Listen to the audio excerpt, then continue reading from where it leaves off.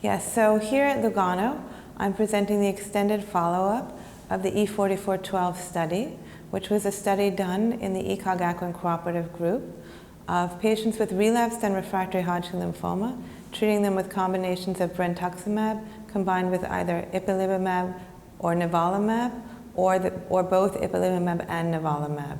So the rationale for this study was that in using chemotherapy, targeted chemotherapy, which brentuximab vedotin being an antibody-drug conjugate, is really a way to deliver chemotherapy efficiently to the CD30-bearing Hodgkin-Reed-Sternberg cell, and combined with immunotherapy via checkpoint blockade to activate the cells of the immune microenvironment against the Hodgkin's-Reed-Sternberg cells, would together create a more effective platform than chemotherapy or immunotherapy alone. And we found that the combinations of both doublets and the triplet were well tolerated, with expected but not severe toxicities seen for most patients.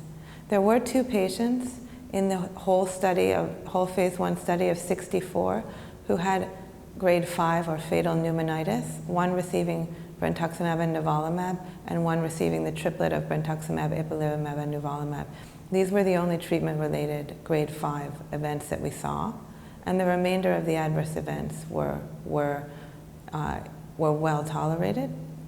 The activity that we saw was very high, with complete response rates ranging from 64% for the brentuximab and nivo combination to 74% for the triplet combination.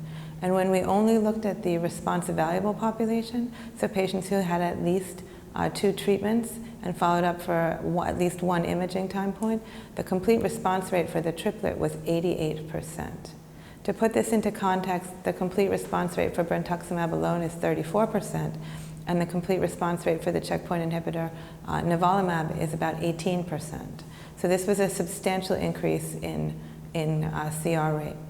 We also were able to evaluate the progression-free survival for all 3 arms of patients on the study, and one thing we're seeing is that although these are very small numbers of patients, the progression-free survival for patients who remain in remission for up to 18 months or 2 years does appear in these small numbers of patients to be sustained. So we're going to need a larger population of patients to answer several important questions. Is the CR rate of the triplet really superior to the CR rate of the doublet? Do these improved CR rates translate into improved control of disease over the long term? And will the progression-free survivals on these combinations be durable, unlike what we see for most of the patients on brentuximab or single-agent nivolumab and pembrolizumab? And finally, how do the long-term outcomes of patients who do or don't go to autologous stem cell transplant look with a longer follow-up and larger numbers of patients?